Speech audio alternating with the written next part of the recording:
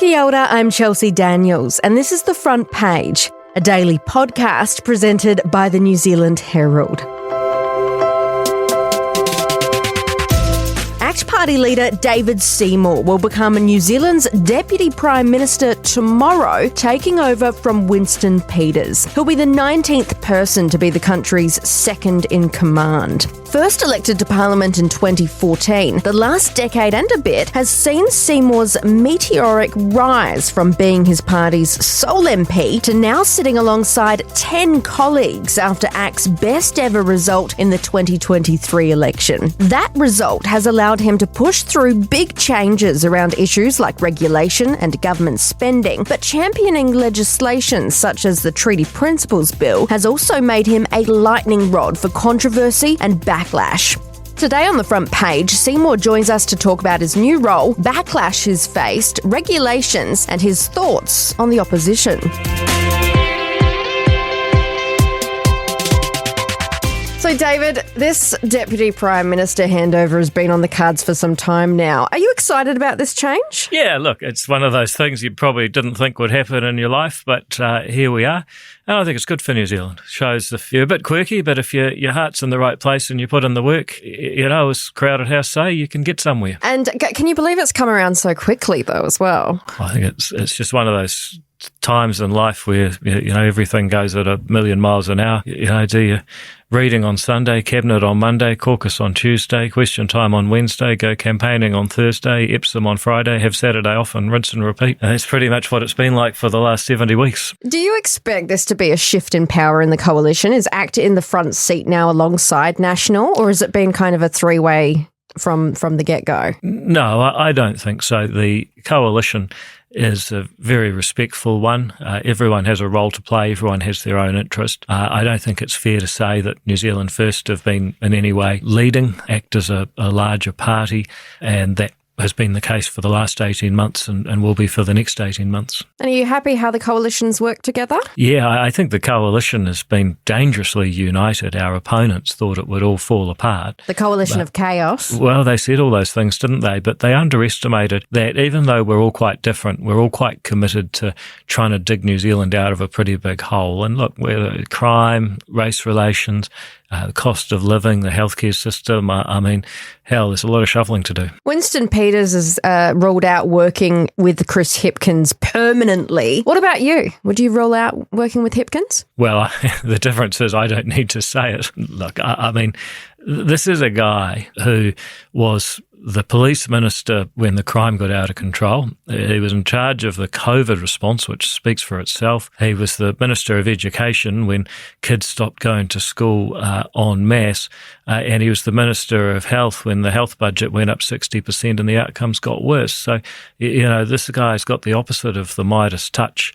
I think they call him a poo Midas, and he's certainly done some damage. So you wouldn't work with him? Well, no, because that would require him to be working. And as far as I can see, he doesn't work. Is there anyone else that you wouldn't work with, that you'd rule out working with? I am constantly astonished that our country has a political party that is named for a race of people, that casts everything in racial terms and is somehow given a free pass.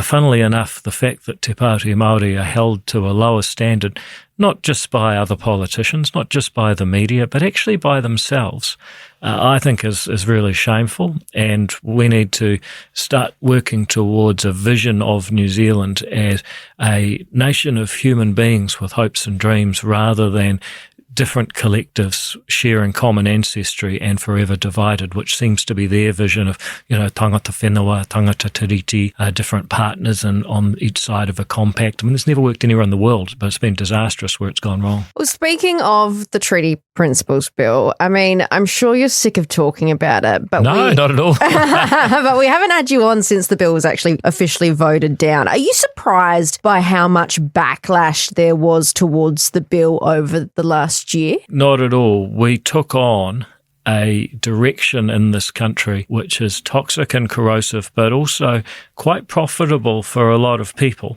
If you think about John Tamahere, who is behind Toitu Te Tiriti, which is really just the Māori party, who makes a huge amount of money through the Waipareira Trust. They're a major provider. My experience of working with him is that he believes that they should not be accountable for what they deliver on behalf of the taxpayer, because the treaty elevates them above accountability to the Crown. They're rather a partner to the Crown. I had this whole experience with John Tamahere signing up to run a partnership school or charter school, kura horua, call it what you will, and then trying to renegotiate the contract at the last minute for no accountability. Now, if you're a person who believes that you basically are a parallel state, that you are not accountable to the same government and Crown and taxpayer as everyone else, then of course when someone comes along with a treaty principles bill that says, hey, guess what folks, we're all equal, you don't like that very much. And I look at some of those people who came and gave submissions. Now, how many of them are lawyers or advocates advocating in a world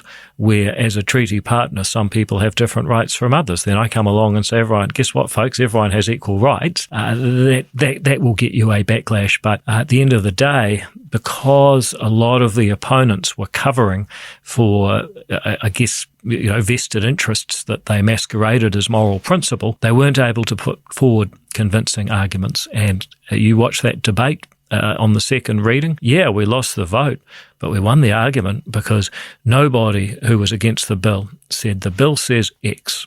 I don't believe X because Y. I instead believe that New Zealand should be run according to Z. You didn't hear that X, Y, Z. You just heard lots of hate and rhetoric. On the other hand, the idea that Parliament has the right to make laws, that Parliament and the government have the obligation to uphold all people's rights and duties, and that all people's rights and duties are equal, those three principles weren't even, no one laid a glove on them. Well, we had British philosopher A.C. Grayling on the podcast a few weeks ago when he was here for the Writers' Festival. He said to treat people equally is not always to treat them fairly. If you had an Olympic athlete who needed 5,000 calories a day, and you had a little old lady who needed 1,500 calories a day, and you forced them to eat the same number of calories, let's say 3,000 calories a day each, you're unfair to both. You're treating them equally, but you're unfair to both. Equity or fairness is the goal, not just crude equality. However, equality matters when it comes to what is sometimes called equality of concern. So people should be treated equally before the law.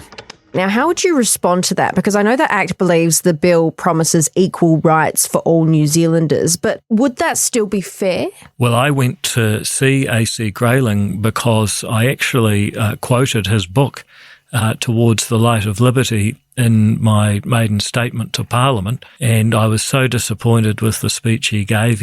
I think in the last 10 to 15 years, he's deteriorated from being quite a principled person to an apologist, which is a real shame because I quoted him in my first speech to Parliament. However, putting him aside, it's possible to address inequities amongst people without categorising us into racial groups. I'll just give you one little example. We have recently changed bowel cancer screening from 60 years old for European people and 50 years old for Maori and Pacific people to just 58 for all people. And why? Because the data is really clear. People have the same chance of contracting bowel cancer for any given age, regardless of their ancestry. So not only are we better targeting need, because 59-year-olds and 58-year-olds who are European and have the same risk now get access, we are also removing the ickiness of having to partition the population based on their ancestry. I don't want that ickiness. I just want to treat each person as a fellow human being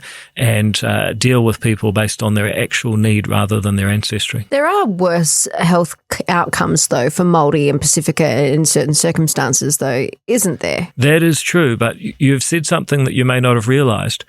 You've also said that your preferred lens for partitioning human beings is race. Actually, there are differences between rich and poor. There are differences based on education. There are differences based on whether people choose to smoke cigarettes. There are differences based on dietary. There are so many different ways that you can categorise people. I just reject choosing one, which is quite clumsy, quite icky, and doesn't actually get us to target the people in greatest need.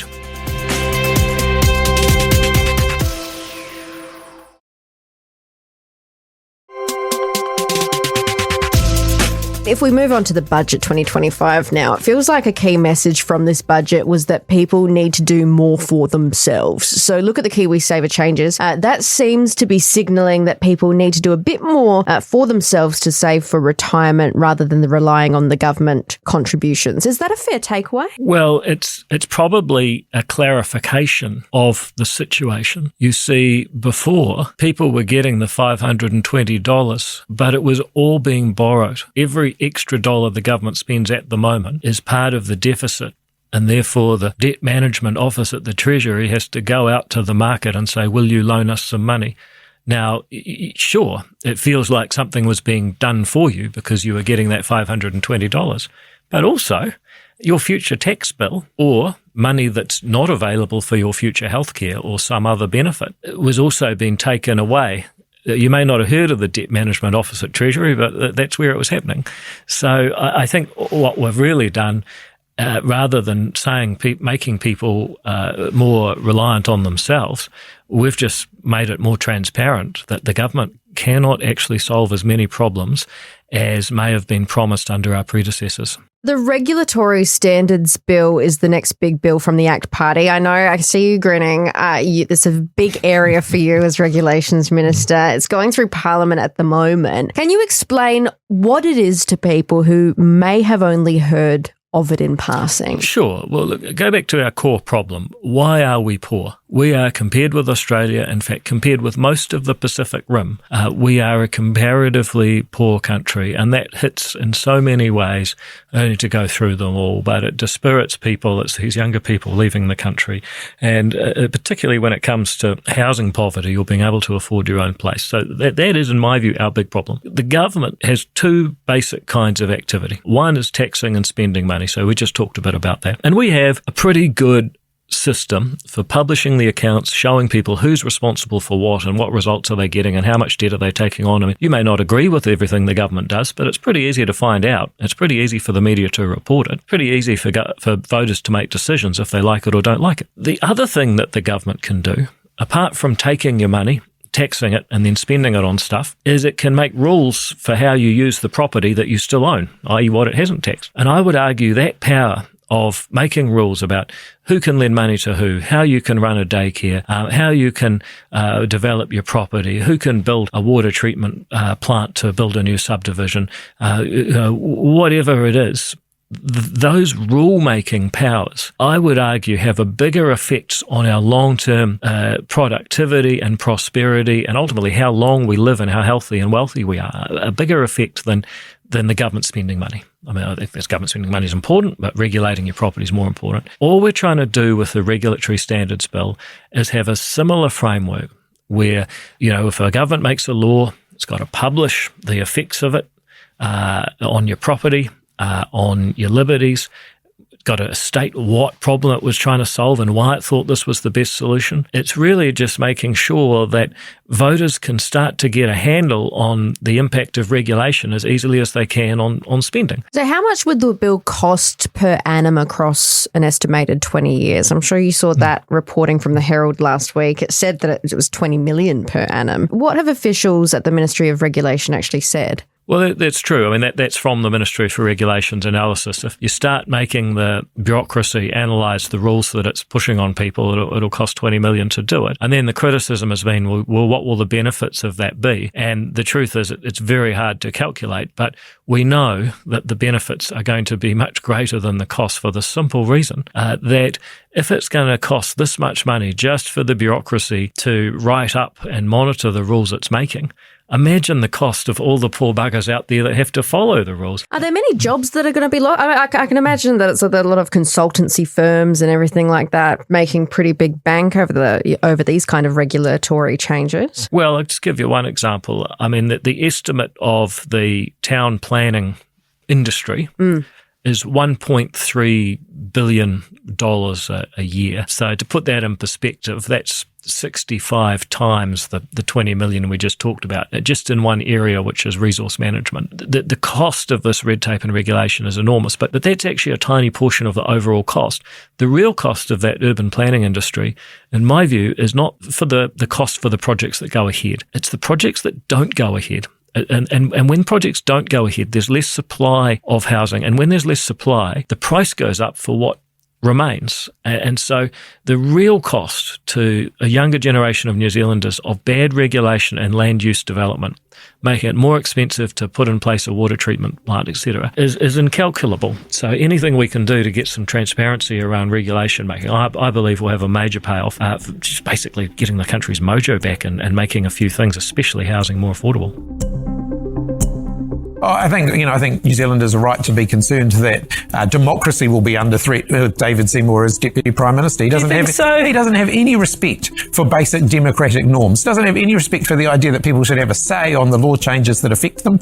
This government seems to think that everything can be passed through with no scrutiny. Just ram it through under urgency and hope no one notices, like cutting the future paychecks of women who have been claiming pay equity. Push that through, hope no one notices. And David Seymour is right at the heart of that. He thinks regulatory rules should apply to everybody else except for him. Almost everything he does seems to be exempt from the high principles that he seems to espouse for other people.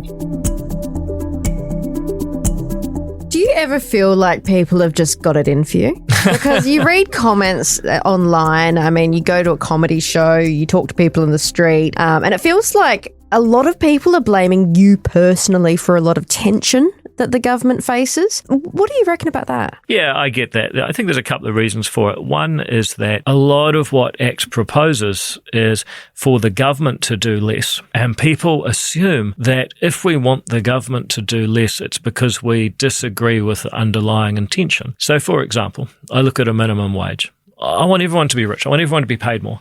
I just happen to think that the government making a law saying people have to be paid more is silly. It can't really work. If it did work, we'd make it much higher, but it's just kind of a pantomime. We make it about as high as we can without too many people getting priced out of having a job at all. So I think it's a silly law. Then people say, oh, well, David Seymour obviously wants poor people to be paid less. No, I don't. I just don't think that the solution that people have come up with is a very good one, but people mix it up with the intention. Similarly, healthy homes. I know of people who have homes that they could be renting out, where a person could live but doesn't.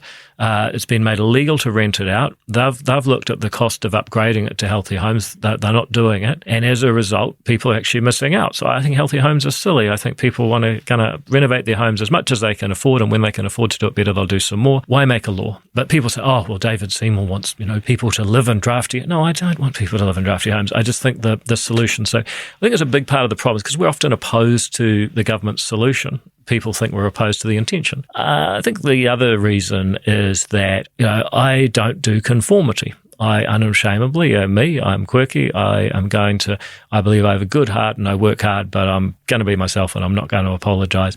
And I think in New Zealand, that's a dangerous way to be, because sometimes one of the things I don't like so much about our culture, which I mostly love, is that we tend to value conformity over truth. And I don't do conformity for the sake of it.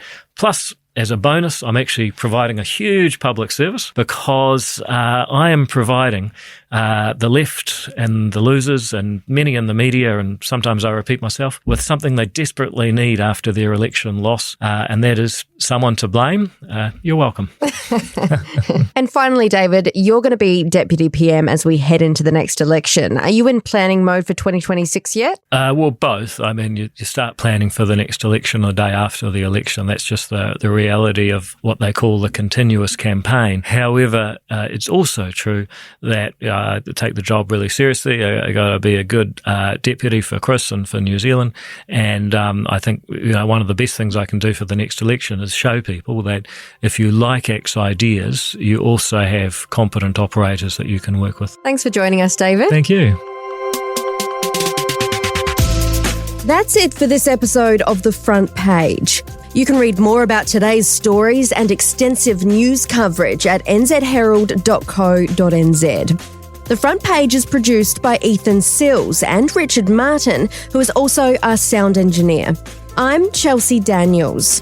Subscribe to The Front Page on iHeartRadio or wherever you get your podcasts. And tune in on Monday for another look behind the headlines.